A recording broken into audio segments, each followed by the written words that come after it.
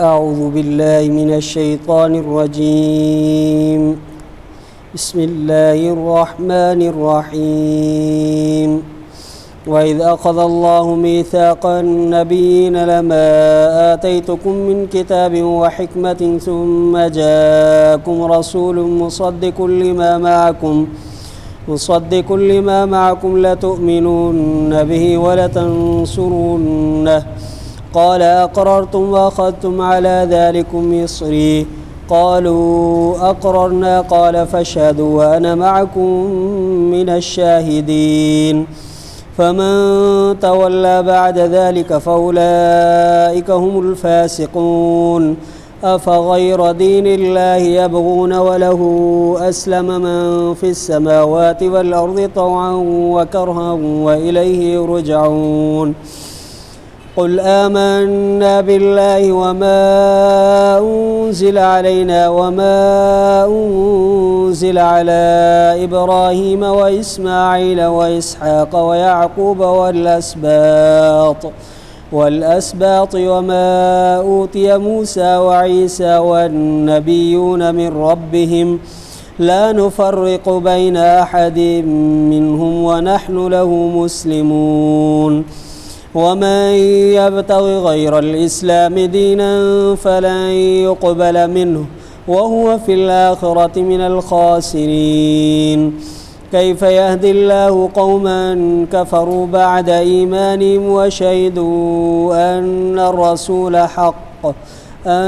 الرسول حق وجاءهم البينات والله لا يهدي القوم الظالمين أولئك جزاؤهم أن عليهم لعنة الله والملائكة والناس أجمعين خالدين فيها لا يخفف عنهم العذاب ولا هم ينظرون إلا الذين تابوا من بعد ذلك وأصلحوا فإن الله غفور رحيم إن الذين كفروا بعد إيمانهم ثم ازدادوا كفرا لن تقبل توبتهم وأولئك هم الضالون إن الذين كفروا وماتوا وهم كفار فلن يقبل من أحدهم ملء الأرض ذهبا ولو افتدى به أولئك لهم عذاب أليم وما لهم من ناصرين صدق الله العظيم. याद कर जं वक़्तु वरितो अल्लाह ताला नबियनि जे अंजाम खे त जॾहिं ॾींदुमि मां तव्हांखे को किताब ऐं इल्मु पोइ ईंदो तव्हां वटि रसूल जेको तसदीक़ कंदड़ हूंदो उन जे लाइ जेको तव्हां सां गॾु आहे त ज़रूरु ईमान आणींदो तव्हां उन ते ऐं ज़रूरु मदद कंदो तव्हां उन जी। चईं छा इक़रार कयो तव्हां ऐं वरितो तव्हां इन्हीअ ते मुंहिंजे ॿार खे? चयूं त इक़रार कयोसीं असां। चईं त पोइ शाहिद हुजो तव्हां ऐं मां तव्हां सां गॾु शाहिदी ॾींदड़नि खां आहियां। पोइ जेको फिरी वियो इन्हीअ खां पोइ इहे आहिनि फासिक।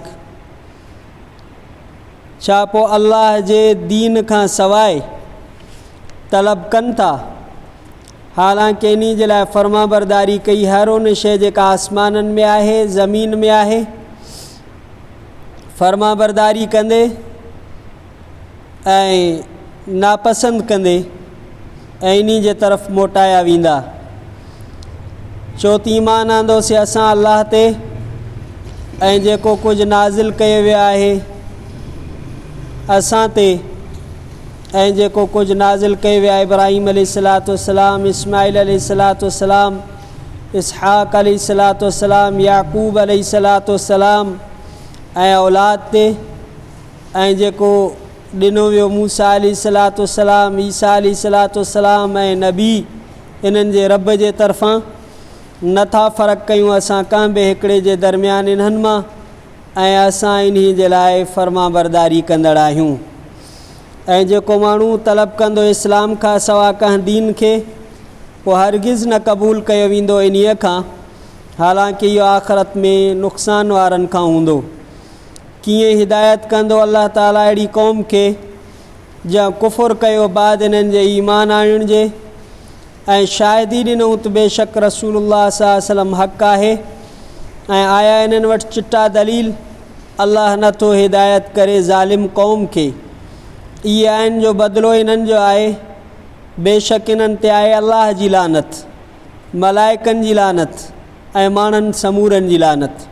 हमेशह रहंदा इन्हीअ में, न हल्को कयो वेंदो इन्हनि खां अज़ाब ऐं न डर ॾिना वेंदा, मगर जिन माण्हुनि तौबा कई इन खां पोइ ऐं ठीकु कयूं पंहिंजे अमलनि खे, पोइ बेशक अल्लाह ताला बख़्शिणहार महिरबान आहे। बेशक जिन माण्हुनि कुफ़ुर कयो इन्हनि जे ईमान खां बाद में पोइ वधिया कुफ़ुर में हरगिज़ न क़बूल कई वेंदी तौबा इन्हनि जी ऐं इहे ई गुमराह आहिनि। बेशक जिन माण्हुनि कुफ़ुर कयो ऐं मरी विया हालांकि काफ़र हुया, हरगिज़ न क़बूल कयो वेंदो इन्हनि मां कंहिं हिकिड़े खां ज़मीन जो भरजण सोन सां खणी जो एवज़ ॾे इन्हीअ सां। इहे आहिनि जो इन्हनि जे लाइ अज़ाब दर्दनाक ऐं नाहे इन्हनि जे लाइ कोई बि मददगार। सूरह आल इमरान जो 9 रुकू ऐं 3 सिपारे जो आख़िरी ऐं 7 रुकू, 3 सिपारो हिते पूरो थियो। आयत नंबर 80 खां आयत नंबर 91 ताईं मुकम्मल रुकू तिलावत कयोसीं, उन जो तर्जुमो पढ़ियोसीं। इन्हनि आयात जो मुख़्तसर तफ़सीर जेको मारिफुल क़ुरान में मुफ़्ती मोहम्मद शफ़ी रहमतुल्लाह अलैह जुल्द नंबर 2 में लिखियो आहे, तमामु मुख़्तसर तफ़सीर आहे ऐं 2 चंद आयतुनि जो तफ़सीर आहे। बाक़ी आयात जो तफ़सीर पंहिंजे तर्जुमे मां वाज़े आहे। पहिरें नंबर ते त अल्लाह ताला पंहिंजे बाननि खां 3 तरह जा अहद वरिता आहिनि, अंजाम वरिता आहिनि, मुआइदा कया आहिनि।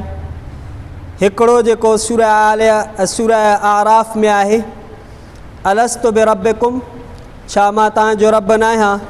उते पूरी इंसानियत इक़रार कयो, भला हाओ तूं असांजो रब आहीं। रुबूबियत आमा, अल्लाह जे उलूहियत जो इक़रार। आलम अरवाह में पूरी इंसानियत खां अल्लाह ताला इहो मुआइदो वरितो हिकिड़ो।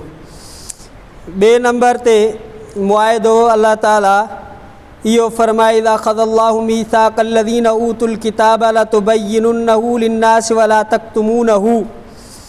त अल्लाह ताला इहो अहले किताब जो उलमा खां मुआइदो वरितो त तव्हां किताब खे बयानु कंदो, इन मां का बि शइ न लिकाईंदो, हर शइ वाज़िह कंदो। उलमाए अहले किताब सां अल्लाह इहो मुआइदो कयो हो ऐं इन्हनि खां वाइदो वरितो हुई त किताब खे बयानु कंदो, लिकाईंदो का शइ न। छो त हदीस पाक में ईंदो आहे, जंहिं माण्हू खे अल्लाह इल्मु ॾिनो, शरीयत ॾिनी, दीन जो इल्मु ॾिनो, पोइ वरी इन खे लिकायईं, क़यामत जे ॾींहुं उनखे जहन्नम जो लगाम परायो वेंदो। इल्मु सिखण खां बाद में इनखे पहुचाइणो आहे, भली माण्हुनि खे वणे या न वणे, सही माना में, ग़लति न, सही माना में दीन खे, शरीयत खे, इंसानियत ताईं पहुचाइणो आहे। जेकॾहिं माण्हू पंहिंजे लालच जे करे, उहिदे जे करे, पैसे पाई जे करे लिकाए थो, क़यामत जे ॾींहुं जहन्नम में इहो वेंदो।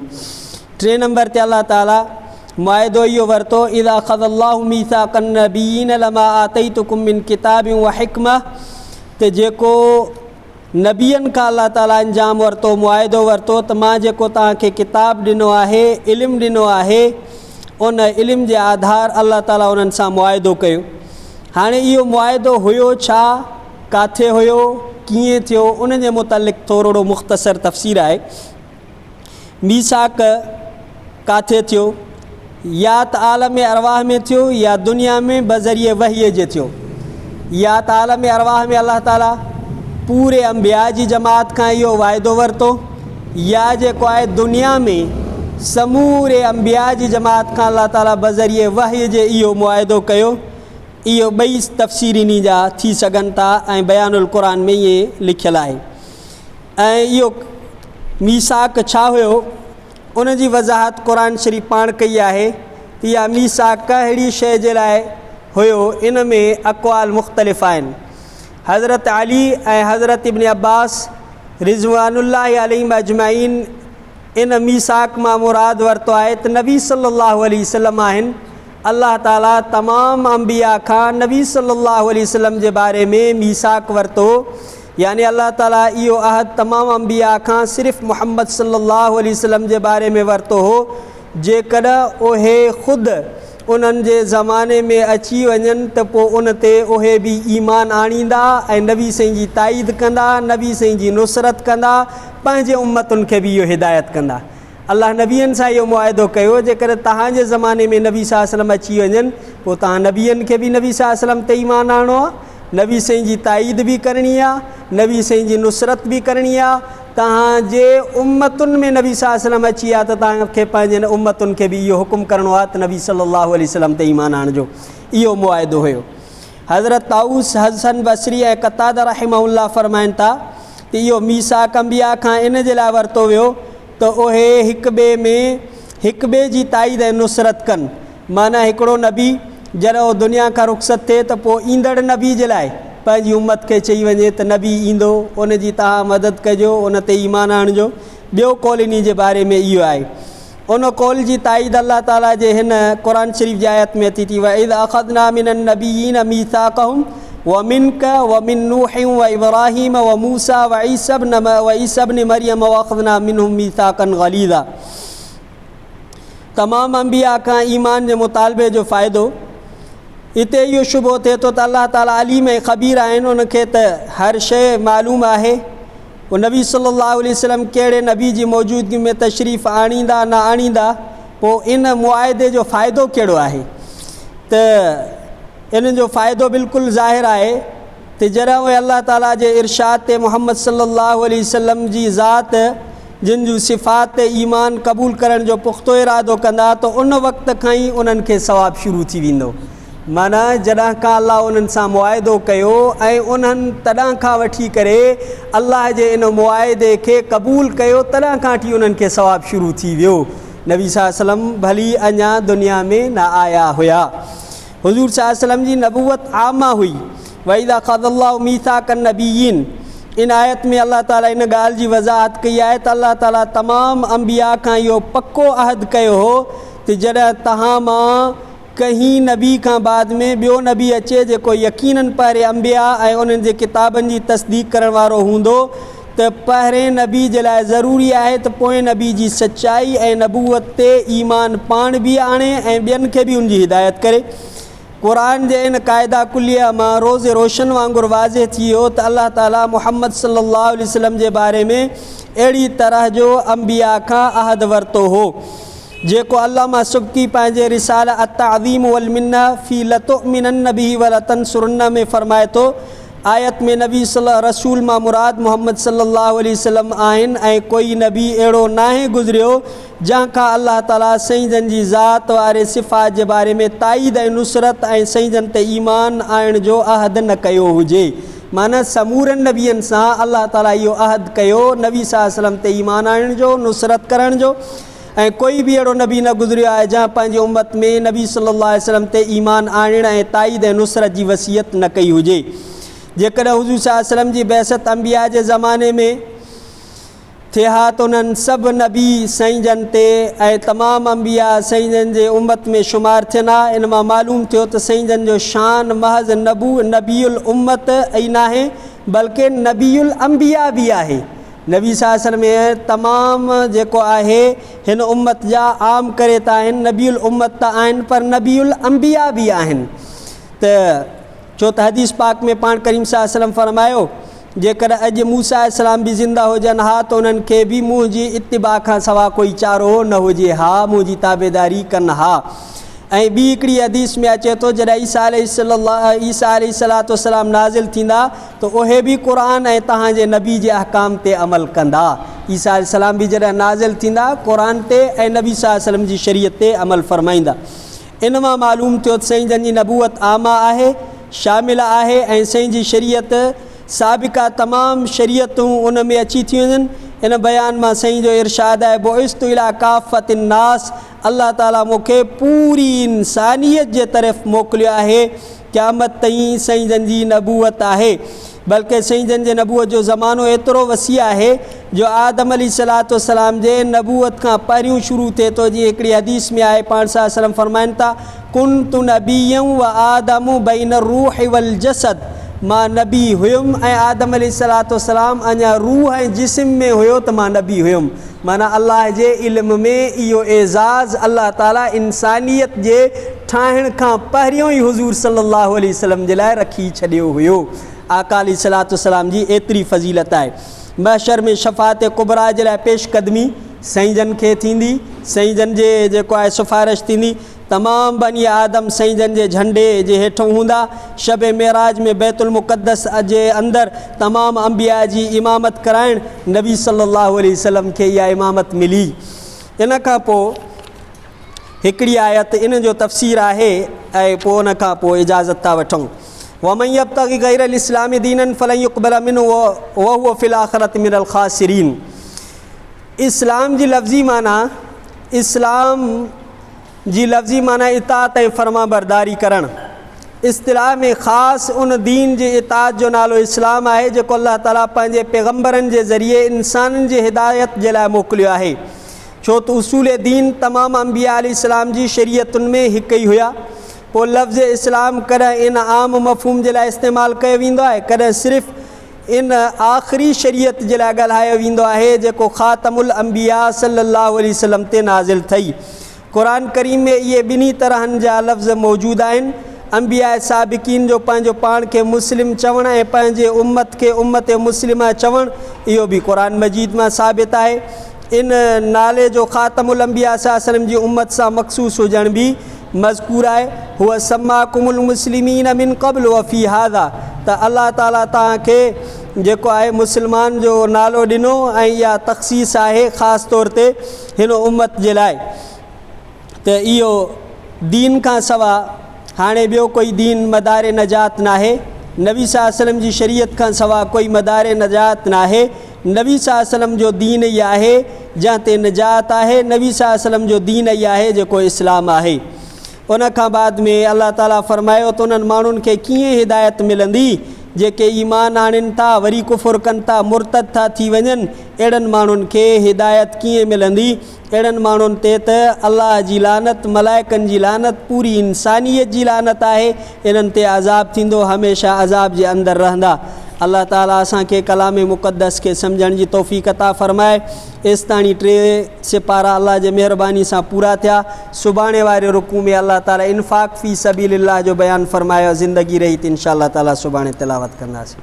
रब्बना आतिना फ़िद दुनिया हसनतुन फ़िल आख़िरति हसनतुन व क़िना अज़ाबन्नार। अल्लाहुम्मा इन्नका अफ़ुव्वुन करीमुन तुहिब्बुल अफ़्व फ़अफ़ु अन्ना। सल्लल्लाहु तआला अला खैरि ख़ल्क़ि मुहम्मद सल्लल्लाहु अलैहि व आलिहि व सहबिहि व अज़वाजिहि व ज़ुर्रिय्यतिहि अल बैति अजमईन बिरहमतिका या अरहमर राहिमीन। ला इलाहा इल्लल्लाह मुहम्मदुर रसूलुल्लाह सल्लल्लाहु अलैहि वसल्लम।